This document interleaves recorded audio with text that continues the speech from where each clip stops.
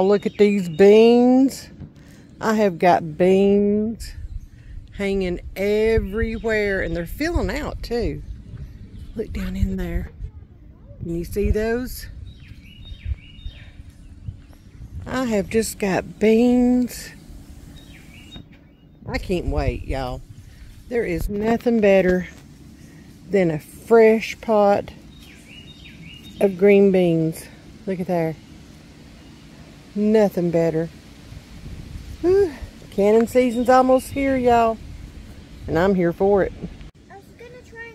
I just gave these onions a haircut less than a week ago. And look at them. Look at them. New growth. Yes. Our newest additions to the garden, or the garden area, are these angel trumpets.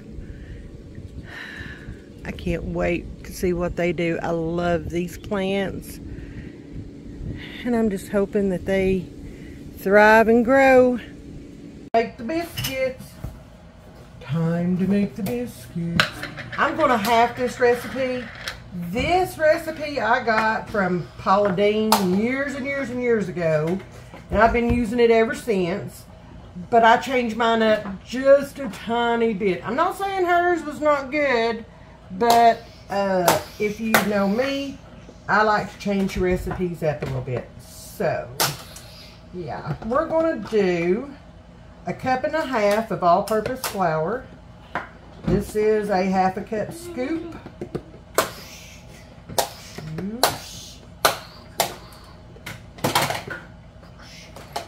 3. There's that. We're going to leave our flour out because we're going to need that here in just a minute. She says, are you done now? Huh? I don't know. She uses 2 tablespoons of sugar. I use 2 tablespoons of honey. I like honey butter biscuits. So there's 1. We're going to eyeball this. There's 2. Okay. That is where I differ. And I did not have that. I only needed 1 tablespoon. Okay. So, yeah, let's make a full-on batch of these, I guess. Oh, Lordy. I can freeze them, right? I can freeze them. Real life here, okay? I make mistakes all the time. All the time. Alright. So there. Can you stop beating on stuff over there for just a moment, please? Thank you. Hopefully we've got room in here. Okay. So I don't have to worry about that anymore. I need 2½ teaspoons of baking powder.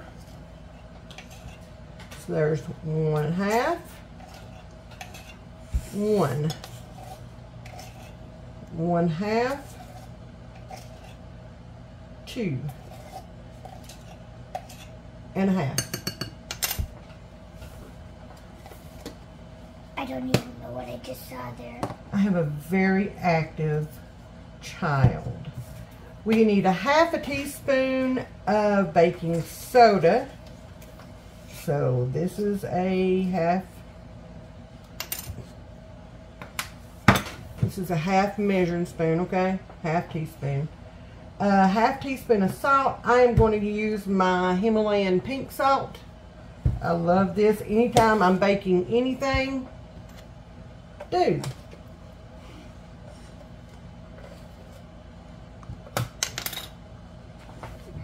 Stop pinking my bum. And 1/2 cup of shortening.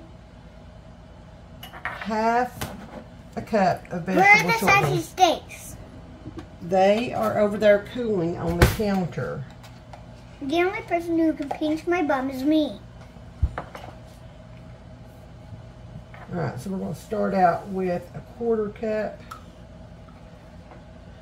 Nobody can see what's going on for your head, dude. Yeah, but my head is the most cute thing ever.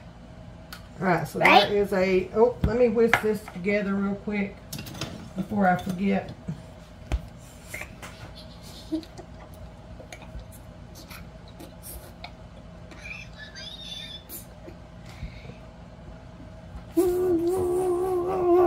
Why do you not have your apron and chef's hat on helping me bake today? And as y'all can see, I'm making a mess, of course. Alright. You always make messes when you're cooking. I know. If you don't make messes, are you really cooking? Well, I ask myself that same question quite often. Quite often. We're just going to get that out of there.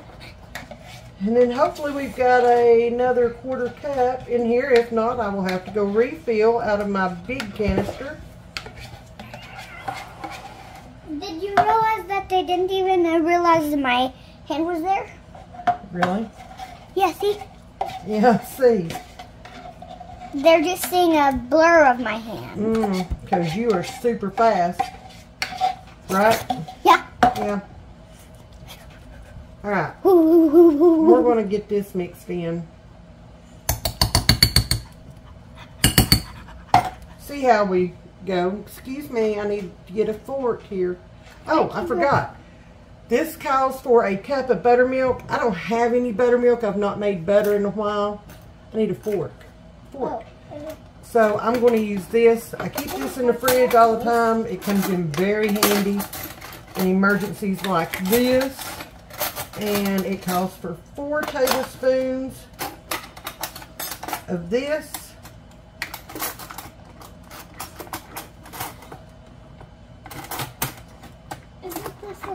And 1 cup of water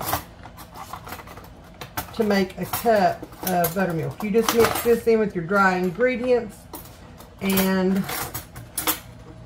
what are you doing? I'm looking for a fork. You never told me they were in there. Okay, so we're just going to mix this in a little bit.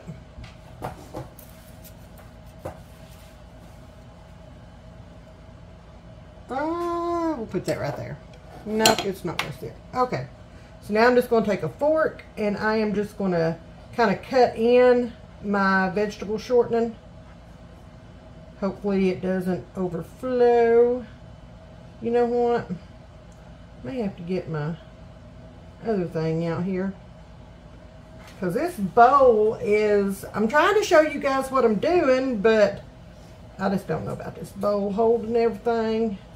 But you want to just kind of take it and just mash it in, break those clumps of shortening up, and kind of have the consistency of like pea gravel. I know, probably a bad analogy, but that's kind of what you want. And you know what? I'm fixing to get my hands in here, because there's no better tool than your hands. God knew what he was doing when he gave us hands, that's for sure.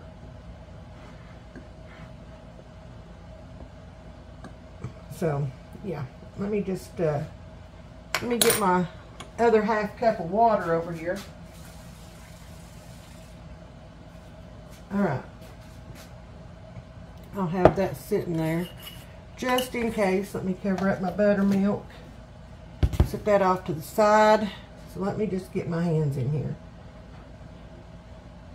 And it is going everywhere, but that's okay. That's the beauty of cooking from scratch, right? Somebody tell me, yes it is. Somebody agree with me? That is the beauty of it all. Trying to make sure I've got all those little pieces of vegetable oil broken up.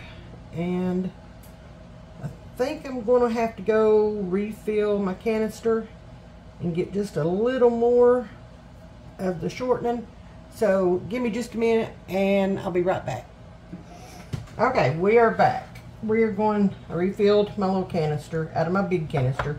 So I'm going to put just a little bit more in there. Just a little bit. We're going to try this again. And I don't know why I grabbed that fork when I was going in with my hands. We're going to put that off to the side.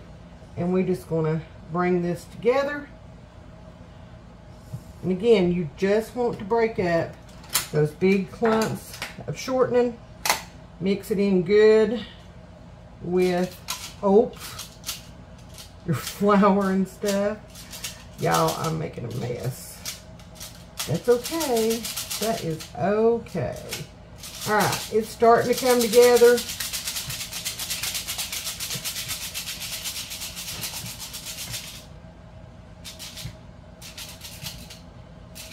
I apologize for the background noise. Let's get this done. Sounds like Pap is home. He is. Yay.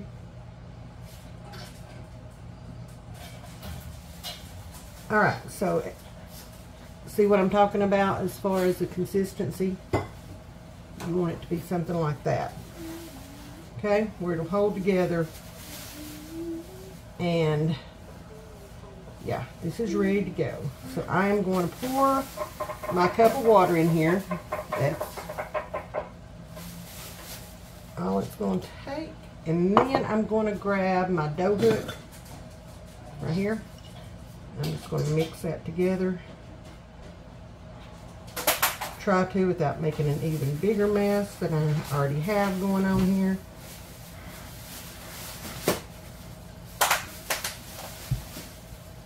What'd you bring me? Something good? Oh, cool. Okay. Yeah, this is just going to make a bigger mess than what I already have going on. So, in we go with the hands again. We're just going to work this a little bit until we get it all mixed together.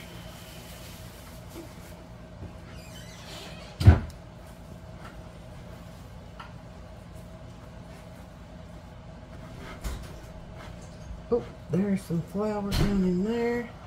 And I am going to put this out on some wax paper because I do not have one of those rolling boards or whatever you want to call it. I'm not fancy like that. So we're just going to do it like this, and I see. Then I can finish getting all this mixed together. So let me make some room here. Get all this out of my way.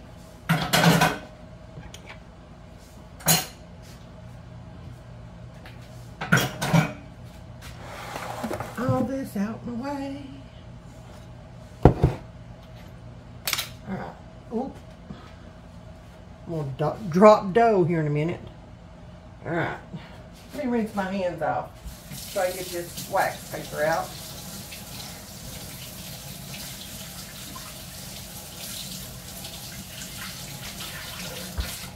Just a little bit, just enough to where they're not covered in dough.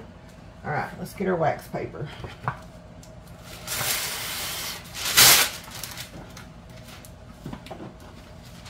Should have put my dishes up. Anybody else hand wash their dishes?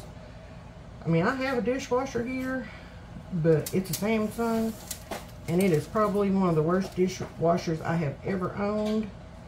The only good thing I have found about a Samsung appliance is the bread proofing function on my oven. That's it. That's all I can say nice about it. We remodeled our kitchen about 3 years ago. Put in the Samsung appliances. And if I had to do it over again, Samsung would not be in my house. They stink. Not literally, but y'all know what I mean. Alright, I'm going to get this just a little bit more mixed up because I had some flour that hadn't got mixed in. Y'all, I'm slow at making biscuits. I know I am. But they're good when they're done. So they are good. Get all these little pieces up here. Alright, it's hot. It's humid in here, for sure.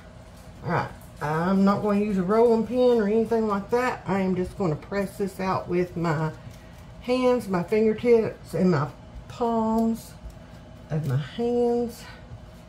Just going to press it out to about between 1/4 and 1/2 inch thickness. Should be good. Something like that.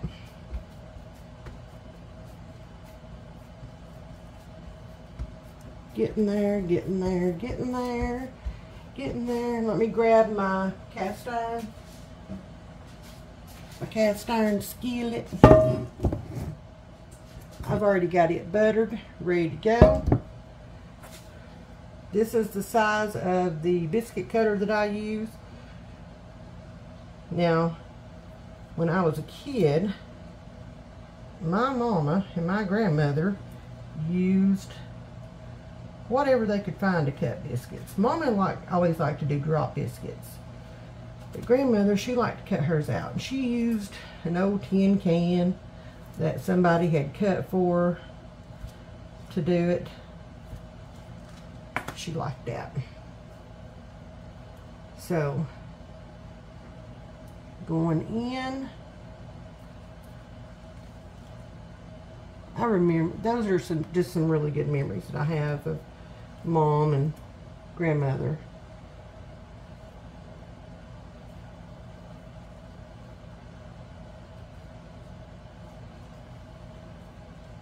I would love to have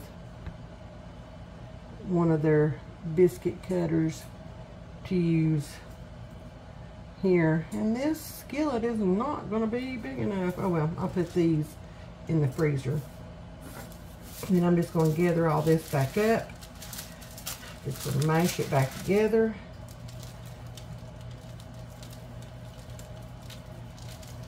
Like this right here.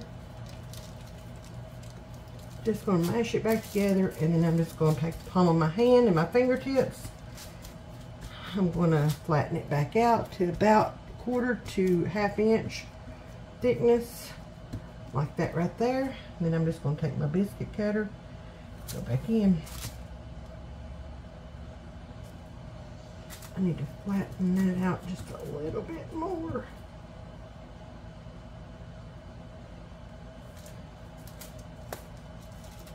Yeah, I would love to have one of their biscuit cutters. We didn't have fancy stuff back then. We didn't have fancy stuff at all. We did good to have, well, grandmother had indoor plumbing. Mom and Dad never did. We had no running water at all at Mom and Dad's. None.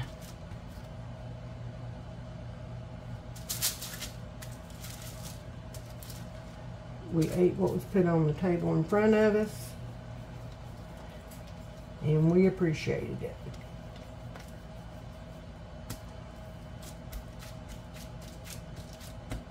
Right. I think I'm going to get one more biscuit out of this. Yeah, one more.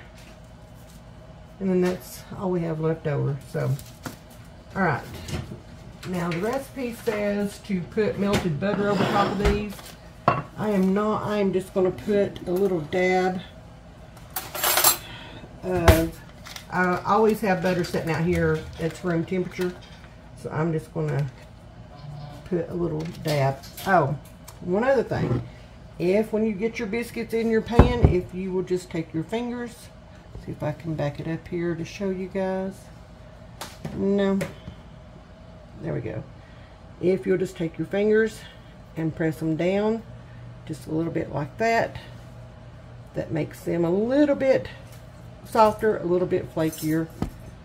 Just a quick little tip. Now, let's put some butter, smear some of this butter on here.